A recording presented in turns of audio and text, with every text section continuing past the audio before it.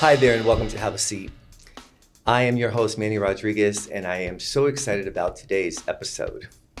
Prison, Purpose, and Pageant Winner.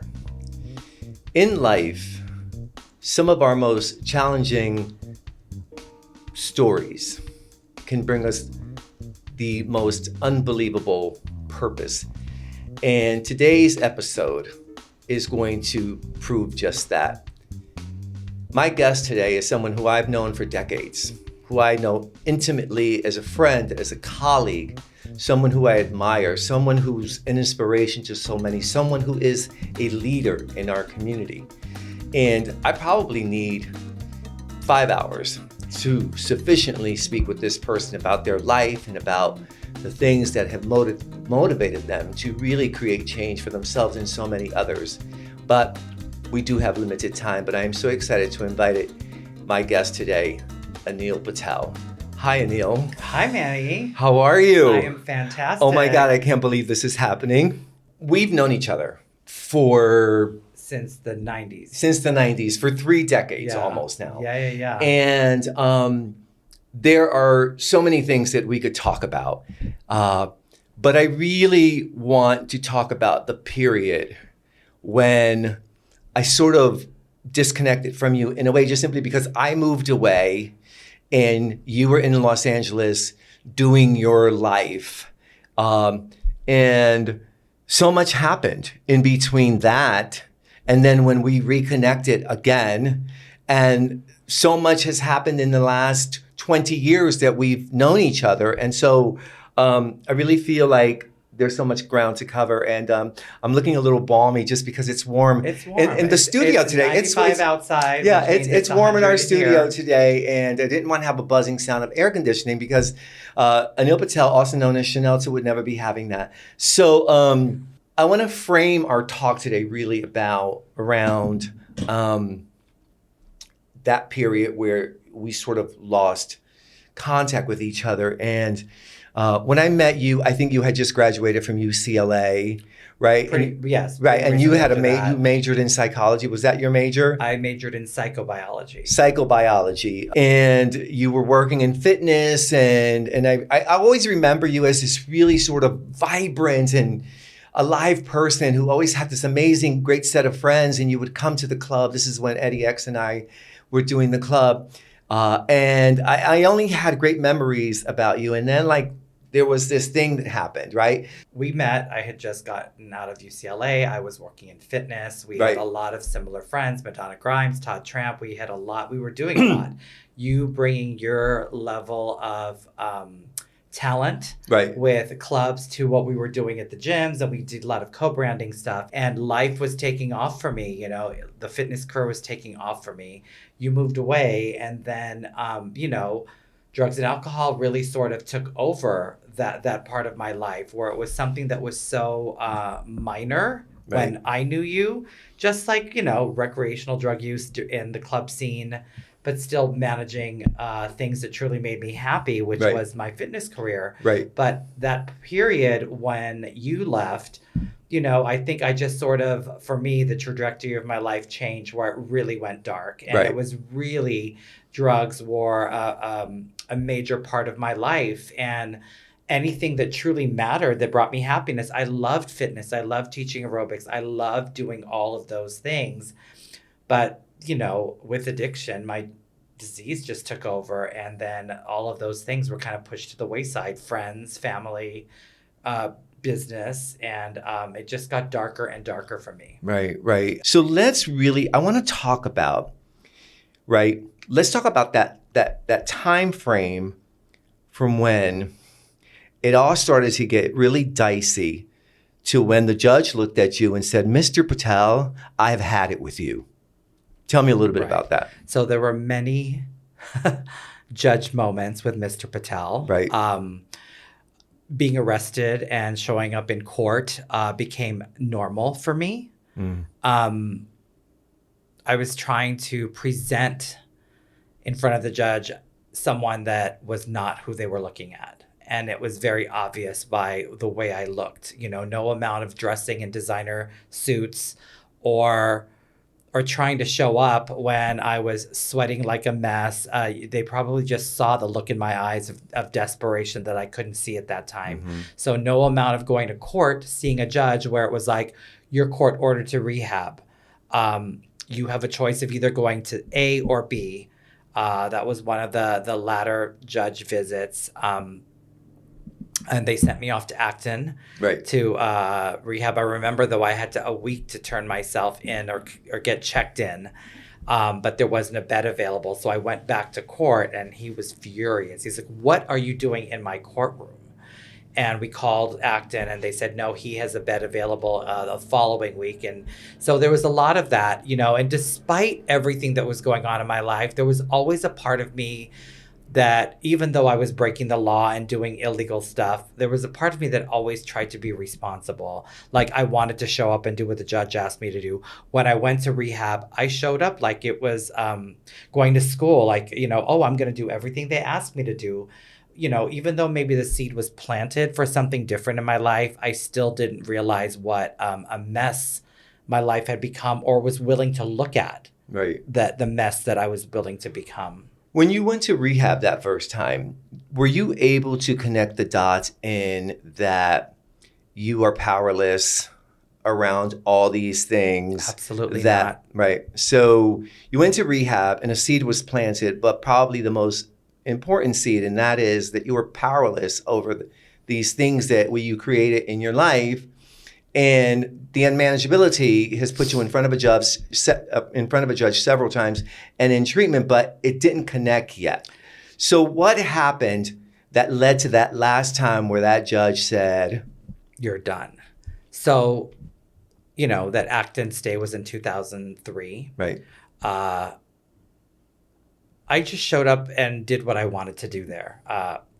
Teacher's assistant here, doing all the things that Anil excels at as a person, whether I was using or how I am as a person now. The person that you met and you saw, I was kind of like, not like ringleader, but like I had the kids going, my friends, let's go. Like, I had my posse, and that's how I showed up to rehab. And then once I discharged from there, I just continued back on this life that I knew, even though I had friends that were in that life telling me, do you really want to go back to this? You look so different.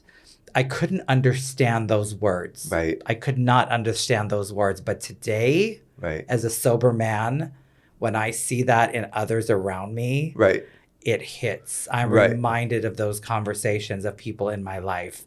Me telling that to others that wanted to come back into this circle of drug addiction and drug use when they had been sober. Nothing more than God and a higher power in my life working through that. Right. And I just continued on with this life of unmanageability, failing to report to probation. My best thinking was like, they're not going to come looking for me because there's only 3 months left or something like that. And so you were on a probation. I was on a 3-year probation after one of my last arrests, which happened after rehab. Because I tested and you had 3 negative months left to that probation. On the last time I got caught cheating on random drug tests. Okay, so that was another part of this. So you were cheating on your urine analysis. Correct. Okay, so there were 3 months left. And I just decided not to show up to probation. Right. I decided to probably not check the mail saying that you're court ordered to show up for this infraction. Right. Because I was going to be sentenced. Right. Probably to prison at that point. Right. And so I do know there is a part of the story where they broke down your door and you were in New York being fabulous and shopping and like. That was the first arrest. And the insanity of our thinking in moments like that is I'm out being fabulous and they are breaking down the door of my house looking for me. Correct. All right. So from that point to when you actually had to show up at Chino, tell me about that. Yeah. So between that time frame of the door being busted down, et cetera, there have been multiple just like, you want to talk about like unmanageability in my life, being held up at gunpoint. putting myself in situations where I literally could have lost my life. Right. My health being compromised, being contracted with HIV that first time after the door got broken down and I finally went to jail that year. All of those things really sort of like just one thing after the next. And throughout the course of time, up until like 2006, when it was the last set of going to see the judges, the last set of arrests, when they came breaking down the door when I was actually there in January 19th of 2006. Right. For a failed appearance, bench warrant being served for the time when I was going to be showed up. It was July of probably 2004, maybe 2003, 2004, when I just stopped going. Right. And that was like the beginning of the end, which is truly the beginning of something incredible. You make this last appearance and the judge says by what force, to you? Not by being turned in. So many things. Like I just keep thinking back to all of it. That last night that they came, like they were so gentle. The two women in particular that were undercover cops, she asked me in the car as we were leaving, they were kind enough to let me get my jacket and things like that because it was, a little chilly. It was chilly for LA in January. And they noticed my diploma on the wall from UCLA. And she asked, how does the person like that become a person like this, And I couldn't honestly answer that question. Right. And going to jail that last time, I had contracted shingles, so I was taken to County USC. I was handcuffed to the bed. I forget a lot of this. Not in a sense that I'm forgetting because, whatever, but I'm grateful for conversations like this. I'm grateful for sharing stories, whether it's in a meeting or whatever, because I'm reminded of everything that I had gone through in my life, that I put myself through. Like I said, contracted HIV.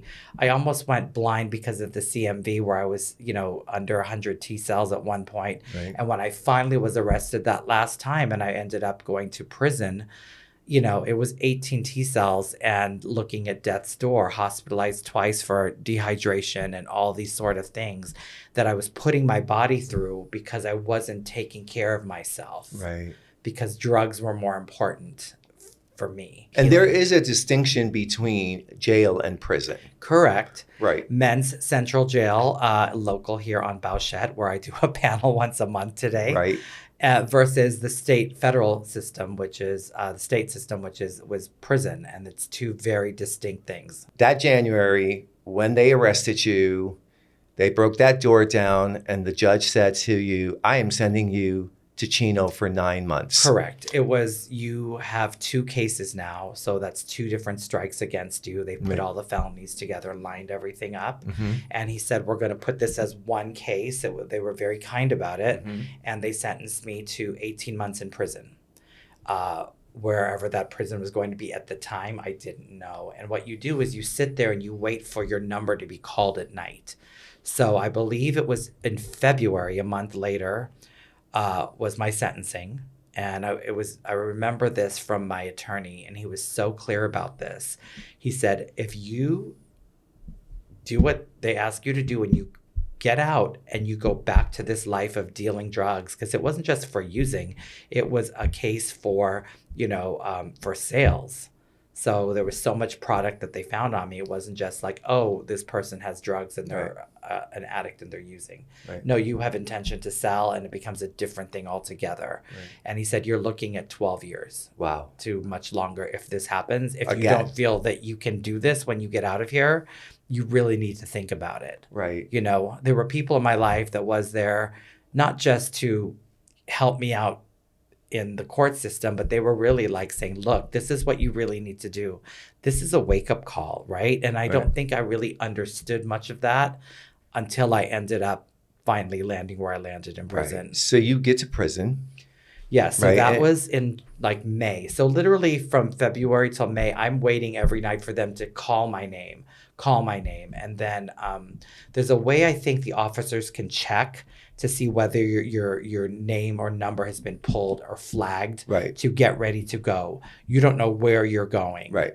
And it wasn't until they called my name and number, roll it up, that you just take your personal belongings with you. I had shower shoes. I had letters people had written to me.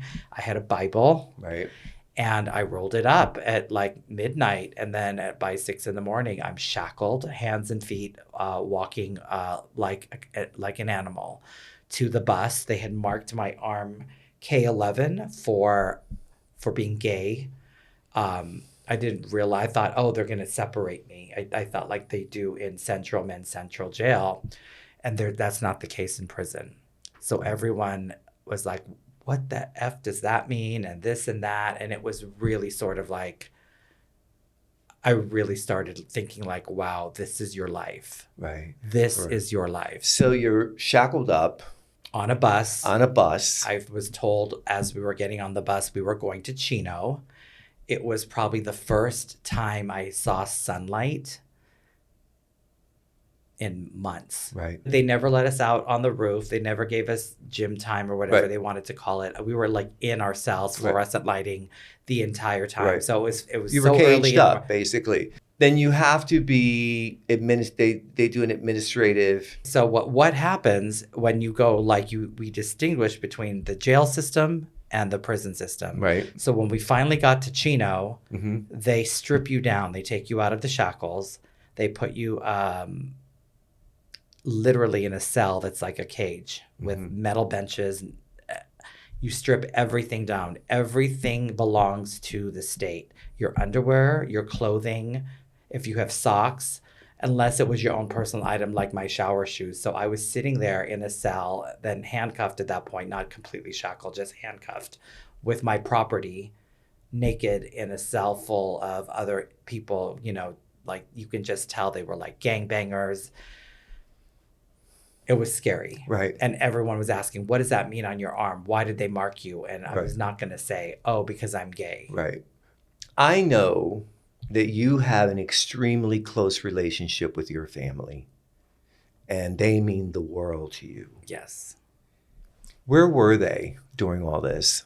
Did they know any of this, Anil? Were they aware that you were locked up? After I spoke to my brother, he said he had figured it out, but I think most of my family hadn't. And it was so interesting because my cousin, Sharmila, I had spoken to them at Christmas time, and I remember telling her, I said, when you get back, I wanted to see her because I hadn't seen her and I loved her. She was like my little sister, honestly. Right. And to find out she was literally living like 20 minutes from where I was living. And I think I was going to finally, I don't know, open up about it because it was very obvious to them that I was in this darkness with drug. There was no denying where my life had taken me. Because was it a 9-month period where you were sort of between jail and prison, or were the whole sentencing time being gone was from January till October. Okay. So that's 10 months. Correct. So you're somebody who was in touch with them, someone who they had... Every now and then. Okay. So there was a moment where the communication became less. Right. But then there was this completely blackout period. And I believe my mom had sent my aunt to go look at the apartment. They had the last address for me, and nobody knew anything. At that point, my brothers did say there would be times when my parents would just look at my photo at night wondering where their son was. And that's heartbreaking to know that my actions really hurt somebody like that. And it really meant it was just a lot to all of that. How did you hear about 12-step in the prison system and what was it? Right. Tell me that story. Right. So, starting in jail, there were meetings, right. AA meetings. Like I mentioned, I have a panel. I do these meetings once a month. And I would hear about it and I would sort of go, I honestly still at that point, had not surrendered to my powerlessness over everything. Right. It was still that person's fault. I was still the victim in all of this, to be honest, even though there were AA meetings and stuff there. So cut to AA in prison. And when I was in level 4 for 6 weeks, when I first got there was no doing anything. You were really sort of locked up. You could only leave to go to medical. You could only leave for any sort of thing, but you would only have to go with your designated race. So being an other, I was a lot through series of whatever situations. I ended up being classified with the Blacks community. Right. And so that was where I was always with those individuals. Right. So I met with my counselor. Right. And that day she transferred me from a level 4 to a level 2, which has more freedom. The racism was less there. It was not as, you can't talk to this person because it's a different race. You can't be around that person. They were able to cohabitate in a way that allowed it, and they started having meetings there. So everyone's like, oh, we're going to the meeting. So I would go, and I slowly started hearing people talk about their lives, especially inmates coming back. And that was kind of sort of like, oh, ding, something came on. Then when I got transferred from level 2 to level 1, which is the minimum yard, it's like you get to go to school, you get to go to church, you get to be able to walk around with other people. More privileges. And it was like a little bit more of like gated community living, but like you're able to do things differently. Right. And 4 nights a week, we had AA and NA every other night. And people in my dorm that I hung out with were going, so I started to go. And it really sort of made a difference in like, maybe there is something to this here.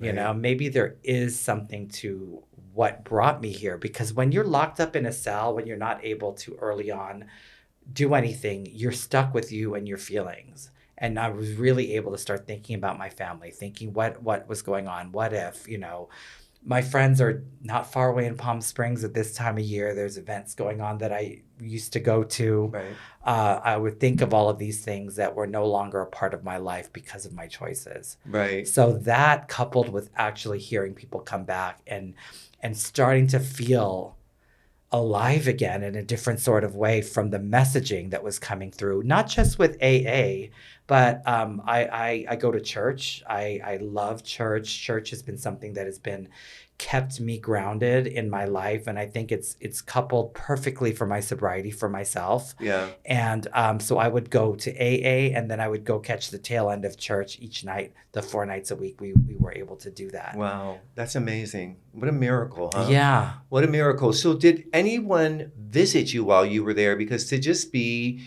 removed from your life, from society, to be property of the state, to like not have any type of connection. In the prison system, at that time, I don't know if it's changed or not, but you are only allowed visitors that you approve of. Right.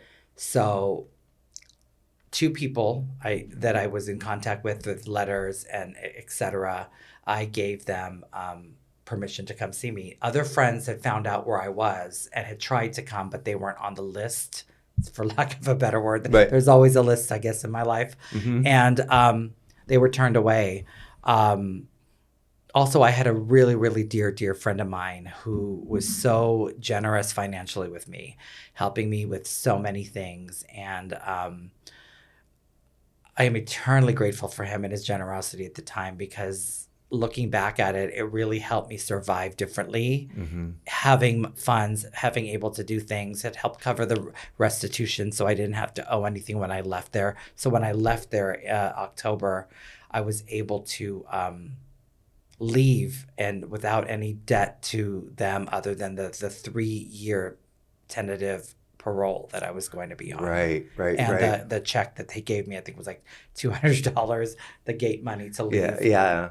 Your time is coming to an end there, right? And you know that you're going to be entering the world again. I'm sure that must have come with its own set of, mental complications, like where are my friends, where am I going? Right. And you can't just leave there without a plan, right? Because they need to track you. Right. So it took time, and another dear friend said, you can come stay with me for a month. until you figure this out. Right. And yeah, and I did. And the weird thing was during that period after being released, Right. you know, getting a flip phone that I had to put money on for minutes. I don't know how I remembered my friend Jim's phone number. Right. But I called him to say, because he had gotten sober in 2003. Right. And I said, do you still go to those meetings? And he literally thought I had died, dropped the phone. It was like a voice from the past. Wow. And he said, yes. And like I said, that was another moment I look back at, like, how do I even, who remembers phone numbers these days? Right. Let me go back just a little bit. So even before that phone call, right? Like, I know I'm going to be released. Did you say to yourself, I need to put a plan in place that is going to include meetings and a community? Because otherwise, if I don't, I'm going to end up exactly where I was. Right. That did not hit me, to be 100% honest with you. I was like, well, how am I going to work? And my default at that moment, even though I had been locked up and far enough away from drugs and alcohol, was like, well, maybe I can still run the gambit, won't use, because I was like very clear that, okay, these UAs are important and we're not messing that up. And maybe I can just have other people facilitate the business transactions, let's say. Right. And make some money from that. Right. Because I just figured out, how am I going to survive? Right. Did you share that with anyone? No.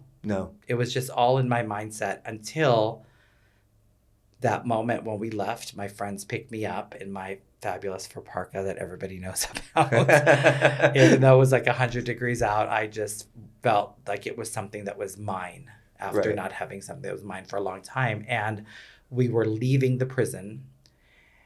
And I said to them in the car, I said, well, you know, meth was mainly the problem. Maybe I can just do GHB. And these are two people that are not sober. Right. That were not sober. They had no set of anything. And they had said to me, Anil, we were picking you up from prison. You really probably want to think about this. Yeah, thank God for that. that. And that moment was, I think, that moment of clarity where it was like, what are you thinking? Yeah. Like, what are you thinking? It's cunning, baffling, and powerful. But I also think that when you just finished, you know, telling the story of calling your friend Jim and asking him about those meetings, I think that there was also some intention that was set in that, right? Like, I know what I should do, right?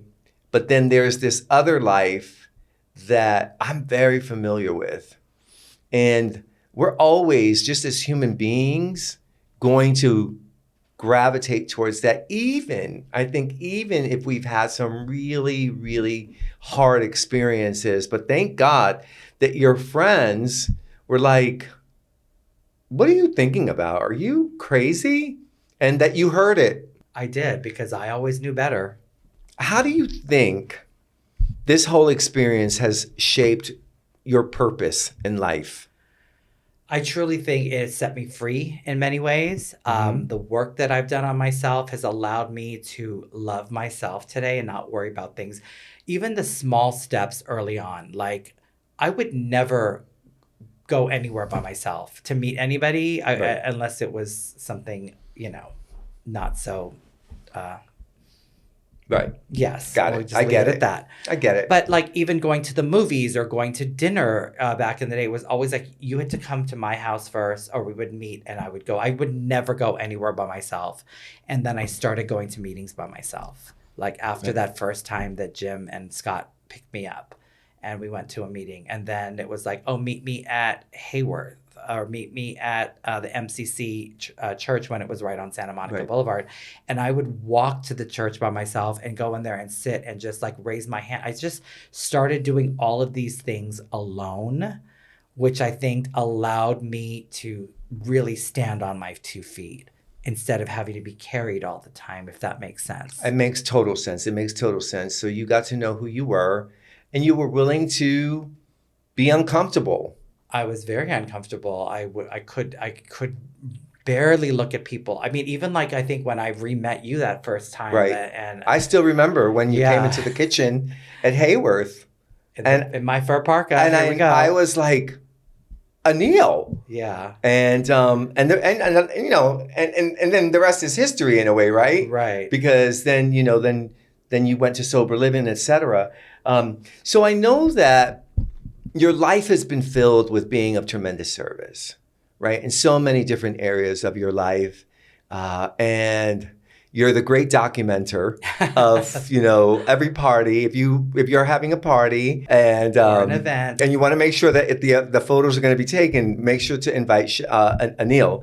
But I want to hear a little bit about the story of when you wanted to go back to do the panels in jail. So over the time of getting sober and coming out of jail and prison, you know, doing the work, working with Scott, who was my first sponsor when I lived at La Fuente in sober living for 4 years, and doing the work on myself and reconnecting. And you know, we'd mentioned my family is a huge piece of this. And it was like one of the hardest letters I've had to write. But it was one of the most freeing letters. I didn't know where it was going. I didn't know if my parents, because I had not even spoken to them when I had gotten out of prison. And it was 2007. And I had written this letter and we just prayed and off it went. Right. And my brother like sent me a package to Scott's address, and it was a beautiful letter and the 4 agreements. And it was pretty much the gist of it is like, we're here when you're ready. And then I reached out to, over the course of time, to my cousins, and one was getting married, Chanelta was getting married. I just wasn't ready yet I wasn't comfortable enough in my skin yet to go home and see everybody on that level. Right. But then slowly meeting her, and then my other cousin Rita, and then my other cousin Rita and Anil, and just slowly it all started like coming together. And then with that, there was healing, right? That was going on, and reconnecting with my parents and seeing my aunts and my uncles and really sort of like showing up for myself. But in doing that, I didn't realize what was happening and how my life was shifting and changing, right? And then I really thought about panels and wanting to go back, because I looked back at it in hindsight, and so much of hindsight has been a gift. Right. Because I could look back at like, wow, this particular situation, or this thing, or this situation in jail, or this situation in prison, or meeting this particular person. All of the dots were starting to connect and align for me of where all of this miracle really started. Whether I was ready to accept that or what it was about, or when I was finally seeing like, this is what this journey was about. So I definitely wanted to go back and do the jail panels, and you needed a minimum of 5 years out of the system to do that. And I applied. You know, I've been doing regular panels for a few years leading up to it, because I felt it was important, whether it was going to Claire or Phoenix House or wherever where it's having regular AA panels. I did 2 or 3 a month. Right. And I knew that the jails and the prisons were somewhere I really wanted to go, because I knew how important it was for me. Right. Whether I knew it at the time, but it was there and those seeds were planted for me. And then eventually you got clearance. Yeah, I was denied because of all my felonies and everything. I was denied. And I wasn't going to just sit there. You know, my sponsor at that time was Carlos M. And he was reminding me that, sweetie, it's God's will, and maybe this is not God's will. And I'm like, well, how is God's will not wanting me to be of service and carry a message? He said, it's probably just not the right time for you. So what that looked like for me was I had to put the footwork in, because I wasn't just going to say, okay, I'm going to take your answer, because I've never been that one. If I truly believe in something and I'm passionate about something, I will do anything I can to make sure that has been addressed. Right. And a bunch of wonderful individuals in the program, one of them wrote letters of testament of who I am as an individual today, because I called and I said, I think Officer Wong, I got this letter and and he said, well, I just have to tell you, Mr. Patel, you sound very passionate, and you definitely sound like someone that can do a lot of good. And I got clearance, and I've been doing that panel since, oh my God, like 2011, 2012. Right. And I've probably been having that panel on my own since like 2015. That's amazing. Because I think in our community, you're very visible and a lot of people see you doing a lot of stuff, but I don't know how many people really know that you continue to go and be of service at the jails. And you're committed to it. I know you are because I've watched you for years and years and years and years and years. And so now I really want to cut to one of my favorite things that has just happened. Yes. Right? You are our new Miss Sobriety World. Is it 2025 or it's 2025 for the next 5 years? That's just amazing. And so for those who don't understand the Miss Sobriety World title, how it's won, and some of the things that you'll do during your reign, why don't you tell us a little bit about that? But before you do that, I had to do that because I promised Chanelta that I would. So this is the crown. I don't know if I'm out of the frame at this point, but if I am, I'm very sorry. But this is the crown, and the sash is also right here. So I'm sorry. Go ahead. Tell us. This pageant of sorts, as if you'd like to call it a pageant, Miss Sobriety World, is a fundraising campaign for GALA, which is the Gay and Lesbian AA section of the International World Conference, which happens every 5 years. This was my first time going to the conference, and it was the most incredible experiences I've ever gone to. I've done many conferences myself. I've attended many conferences all over the U.S. And this was something with over 40,000 attendees in Vancouver.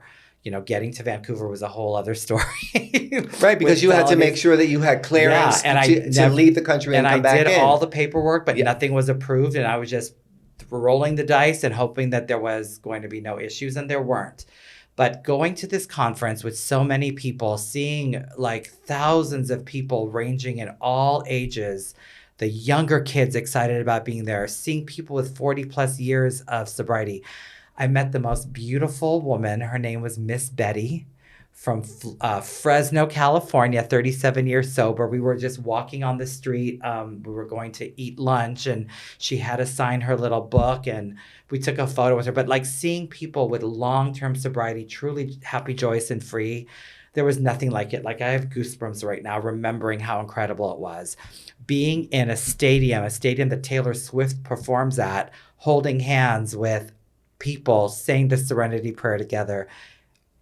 Wonderful, wonderful, wonderful, spectacular. So then there's the gala, which is the gay and lesbian section of this. And they have a hospitality suite. They do events at night, and they hosted the dance the last night. Right. So Miss Sobriety World is a fundraising campaign based on whoever raises the most funds wins. And they get a crown. And you get a crown. And a sash. And this crown is special because it was donated by Miss Jaylene Tyne, who was a contestant on RuPaul's Drag Race Canada, who I believe has their story. Their story, and that's why they wanted to donate this particular crown, which is the crown I picked on. And then the last year's winner, my sister Danny, said it needs a little upgrade, so we sent it to my friend Scott at S&M Jewels, who literally transformed this to something that it is today. So it was literally sign up and start raising money. And, you know, I was blown away by how many people really saw what I wanted to do, and donated. Yeah. And at the end of the day, I raised personally over $22,000. That's amazing. Yeah. Yeah, and it's an example, Anil, of how much you are loved in our community. Yes. And I think that, you know, when people are of service and lend themselves in a real free way, in the way that you do, I think that the return on that is multiplied, right? You know, the late Celia Cruz, I remember listening to her in an interview, and in Spanish they asked her, you know, Celia, you are so loved. And she said, yeah, I know. She goes, but that's also because I have loved, and I have allowed myself to be loved. And so what a circle, right? But to understand that love, right? It's easier for me to give love, right? The way I am with my nieces and my nephews, you know how much they mean to me. the time I spent with them, with my cousins, with my brothers, with Right. my family, with my friends that really mean the world to me, and that we get together, we laugh, we have all these incredible moments.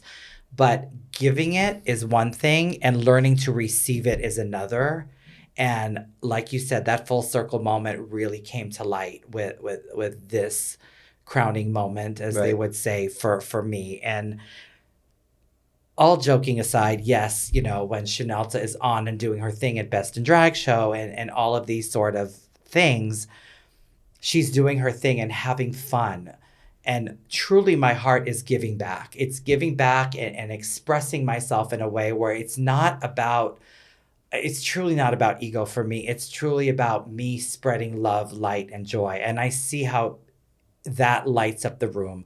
I see how people have been so kind and gracious knowing this happened. The city of West Hollywood, this week. I was just going to talk about that as well. So this past week, you were given the certificate of recognition by the city of West Hollywood. And it was a great event, and we were all there, and it was so beautiful. It was so glamorous.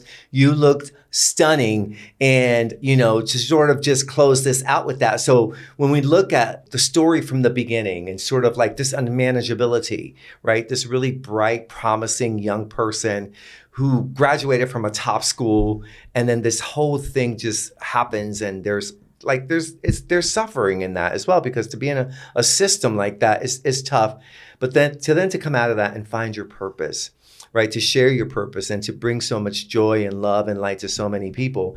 And then to have this year just filled with Miss Sobriety World and then this proclamation. What a gift. It's an honor to know you. I love you so much. I'm so proud of you and everything that you do for everyone. And you'll have to come back on to have a seat. And if you enjoyed this podcast and are a fan or not a fan even, hit the like button, hit the subscribe button, Yes. and we will be back with another episode of Have a Seat. Thanks for tuning in.